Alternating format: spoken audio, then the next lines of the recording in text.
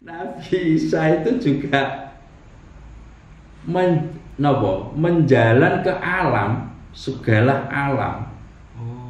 Jadi ikut menempati di alam ini, alam ini, alam ini, alam ini. Di semua alam. Ya seperti Allah itu. Makanya kalau langsung didumuk gini, lah seperti Allah itu diisi nih, lah itu. Bisa nggak kira-kira terima kalau seandainya ditunjukkan itu? Terus maksudnya Allah manusia yang nggak kena itu yang kayak apa manusianya itu loh? Itu nggak ada yang nggak tahu. Lah kalau adanya satu orang Nabi Adam, berarti yang nggak boleh adalah orang yang mempunyai ilmu dan sifatnya Nabi Adam. Saderenge nglajengaken mirsani video sakjangkepipun kula aturi kapurih nutul tombol subscribe supados boten ketinggalan video salajengipun. Kagem kemanfaatan video menika monggo dipun like, komen lan ugi share. Mugi panjenengan sedaya pinaringan seger waras, bejo donya bejo akhirat, rahayu rahayu rahayu sagung dumadi. Bang, kula lajengaken nggih. Ketika zaman akhir atau biasa disebut dengan hari kiamat, itu tanda-tanda kemunculan Dajjal ya Pak. Dan hanya Nabi Isa yang ditugaskan oleh Allah untuk memusnahkan Dajjal. Kenapa Mbak kok bukan Nabi Muhammad selaku Nabi akhir untuk membunuh Dajjal, justru Allah malah memilih Nabi Isa? Itu alasannya kenapa Mbak? Karena Nabi Isa itu gak punya riwayat mati. Tapi kalau Kanjeng Nabi masih punya riwayat mati. Itu. Nabi Isa gak punya riwayat mati. Jadi kekal. Nopo ngaran ini di bawah seraganya muksa. Nggih. Jadi nggak ada sejarah mati ya. Makanya mukjizatnya Nabi Musa juga lebih diberi mukjizat yang lebih karena nggak pernah mati. Itulah yang menjadi satu dengan Allah. Kanjeng Nabi nggak mampu, mereka punya riwayat mati itu. Ya, Nabi Isa nggak punya riwayat mati, itu menjadi satu terus dengan Allah. Tapi kalau Kanjeng Nabi kan nurnya itu.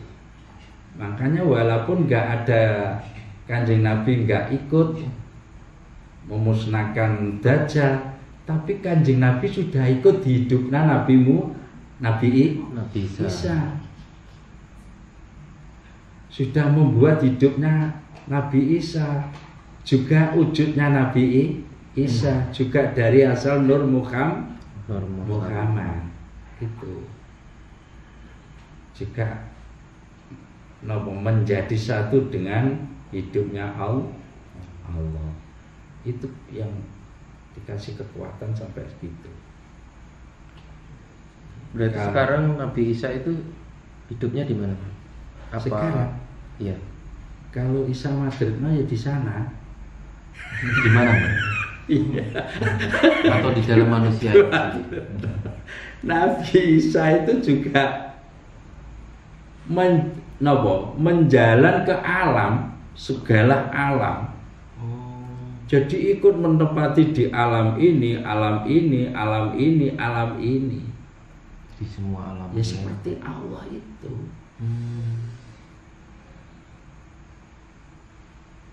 Makanya kalau langsung didumuk gini, lah seperti Allah itu diisi nih, lah itu. Bisa nggak kira-kira terima kalau seandainya ditunjukkan itu? seandainya benar itu ditunjukkan, kira-kira yang mendengarkan itu komplain nggak, percaya atau tidak? Itulah banyak yang komplain, Pak. Iya, makanya itu kalau Musa Madridno ya di Madridno juga ada namanya Musa atau Isa. Nah, itu tapi seperti itulah Allah itu di mana seperti itu hidupnya Allah. Ya itu ke alam, menyatu ke alam. Ada alam nasut, alam manusia, juga bisa itu ke alam manusia, ikut sama manusia sampai ke alam malakut, bisa ke menjadi satu dengan malaikat, bahkan mengalahkan malaikat. Kalah itu malaikat, sudah nggak berani dengan Isa. Sampai ke alam Jabarut, alam roh, kang alus, sampai alam lahut, alam kepengeranan. Ini wau. Nah itu munculnya besok yang memberantas angkara dunia. Juga Allah sendiri yang pakai ujud nambah Nabi Isa. Ya itulah. Jadi mungkin itu besok. Ketika di hari kiamat, semua manusia itu dikumpulkan di suatu tempat yang namanya padang mahsyar. Jadi intinya untuk menunggu pengadilan dari Allah. Parameternya Allah, kalau Allah itu kita ibaratkan seorang hakim yang dijadikan parameter Allah itu apakah ibadah agama manusia itu di dunia atau perbuatan di dunia, bahkan itu sebetulnya agama juga bisa, terus perbuatan juga bisa. Tapi kalau agama itu sebetulnya untuk melatih dari perbuatan agama itu. Makanya semua agama itu mengajarkan manusia harus berbuat ibadah, terutama juga sholat. Semua agama yang diajarkan perintah pertama juga adalah sholat. Jadi membimbing umat untuk kebaikan melalui agama masing-masing, yaitu perbuatan yang baik. Lah yang jelek, memang manusia itu punya musuh yang dahsyat, yaitu malaikat jazil. Itulah memangnya. Makanya sampai manusia sulit menjalani kebaikan. Jadi saking pinternya malaikat jazil. Kalau manusia itu kok lepas dari Allah, tidak akan selamat itu manusia. Karena apa? Di waktu malaikat jazil disuruh sujud mbah Nabi Adam, itu nolak. Kenapa Jazil kamu gak sujud dengan Adam? Enggak Gusti, saya gak akan sujud dengan Adam. Adam yang baru diciptakan, yang asalnya hanya dari bumi atau tanah. Kenapa kok saya disuruh sujud? Sedangkan saya itu asal dari apa Gusti? Kau asal dari nur. Unggul mana nur dan tanah? Unggul nur. Kenapa saya disuruh sujud dengan Adam? Itulah komplainnya.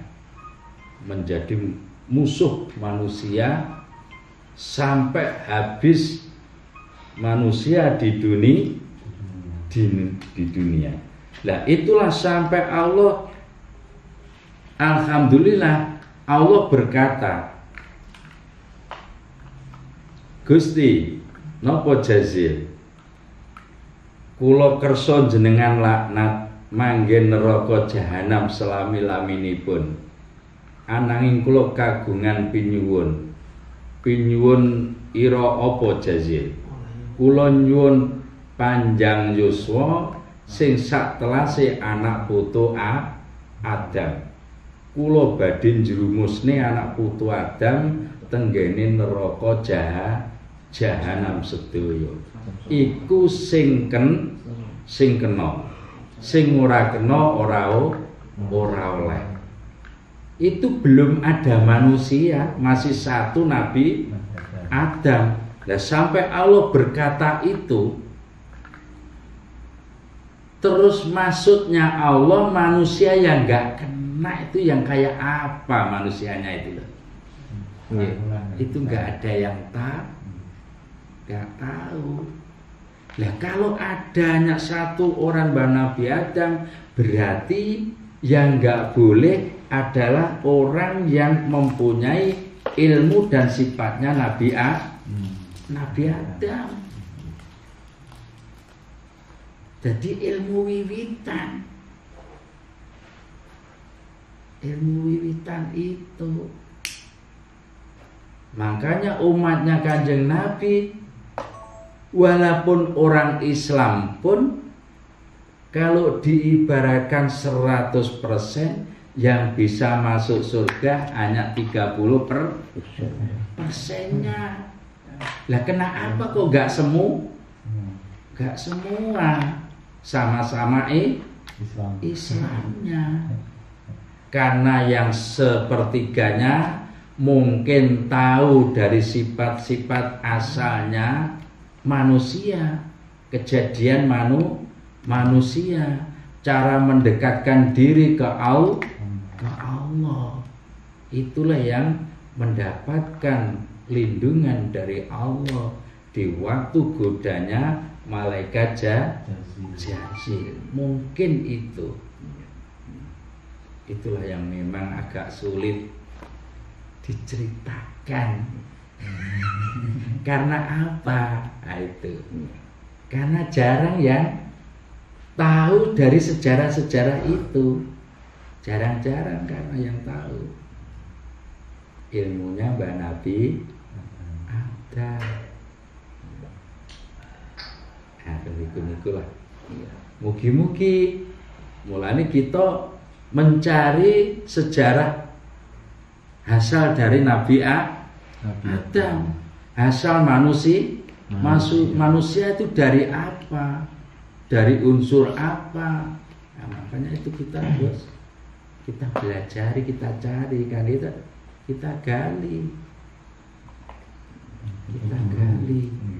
Nah, terus nanti yang betul-betul bisa selamat itu apa ya? Seharusnya yang kita jalani setiap harinya.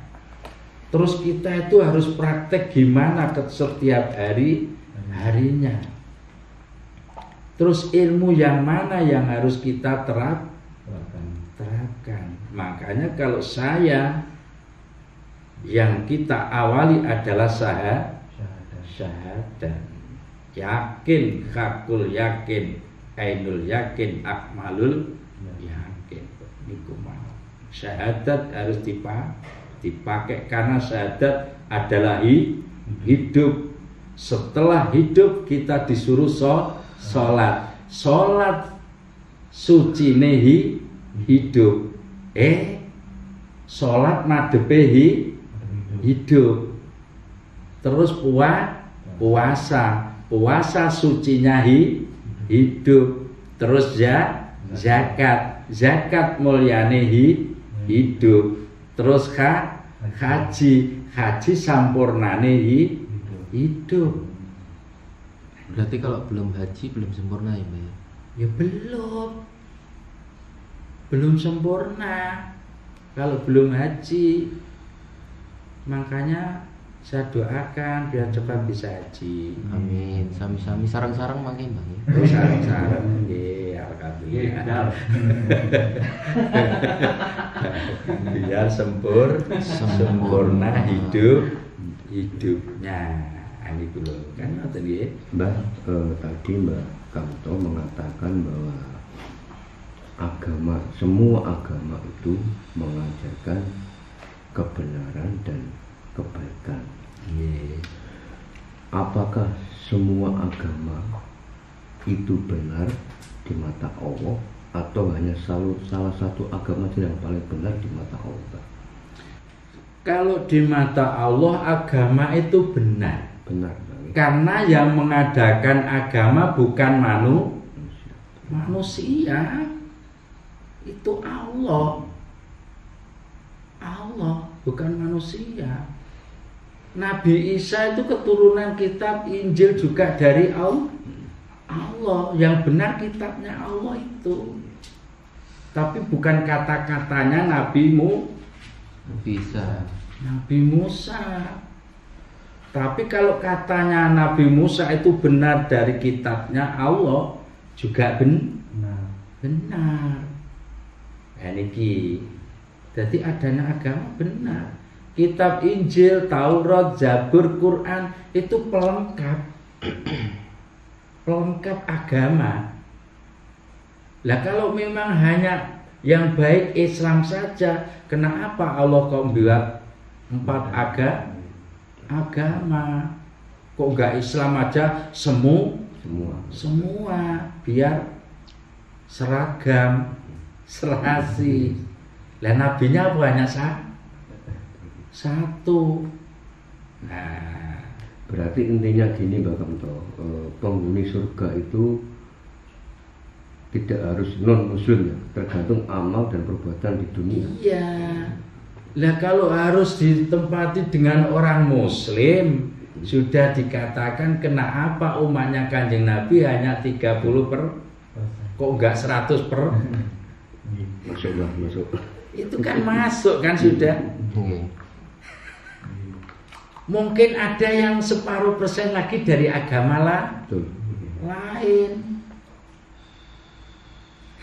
Tapi kalau mungkin yang 2%-nya, 30%, yang 60% dibagi 3 agama juga bisa. Tapi kan tetap banyak yang agama Islam, mungkin itu bisa. Kan itu. Jadi enggak jelek agama itu. Kalau kita bilang agama semua baik, berarti kamu itu enggak beragama. Nah, itu bisa jawab itu. Agama itu yang diturunkan Allah. Makanya kadang gini, kitab Taurat, Zabur, Injil, Quran itu juga dinafsu manusia.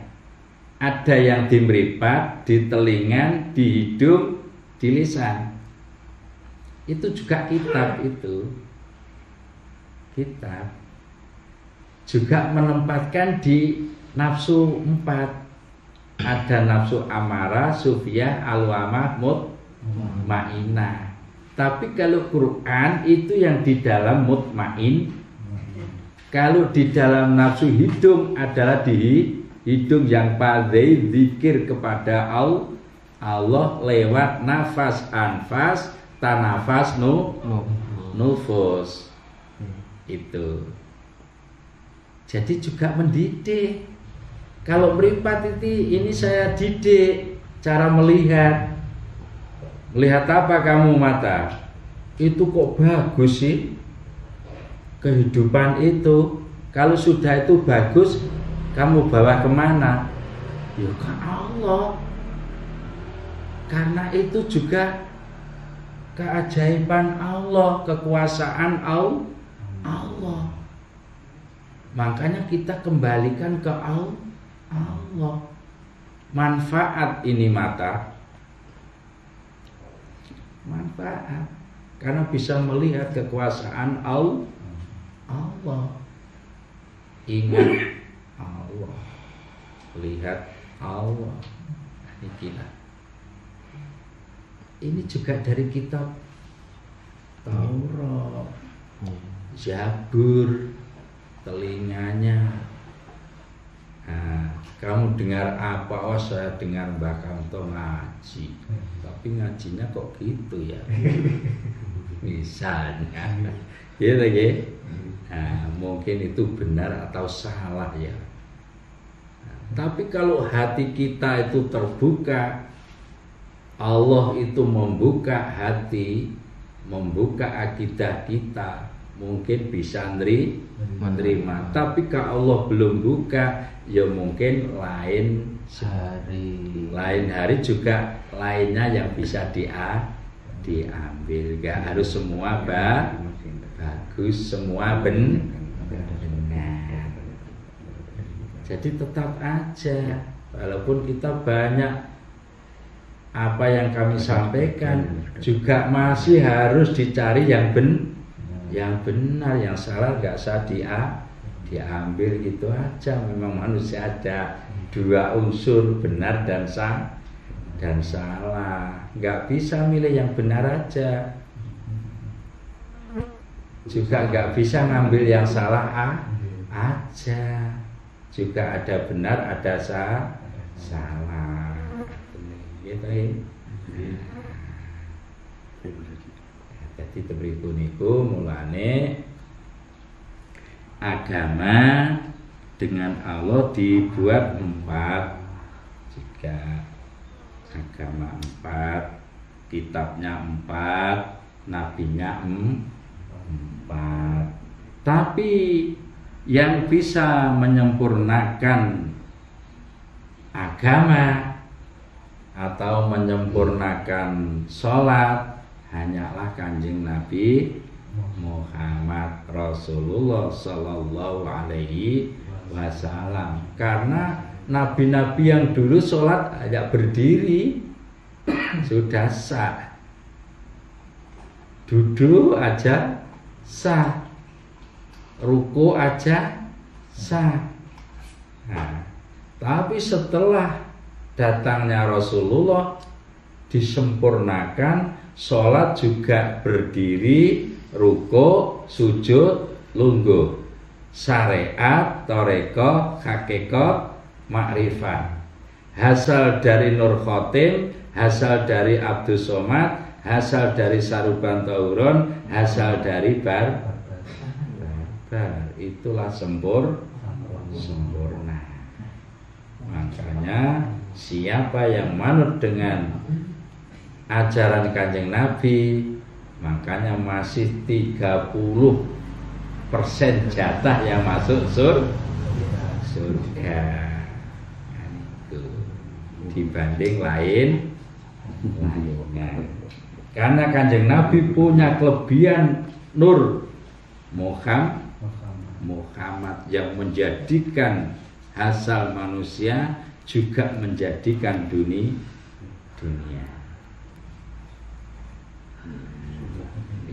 Surga itu bukan gampil ya Bang. Dalam Mlebu surga itu bukan gampil. Gampil. Gusti Allah itu gampang. Tuku tiket ya. jane gampang. Jika ngal-ngal menungsone Bang. Warga ini pokok angger syukur. Niku suar. Ini TV mah didol tiketnya.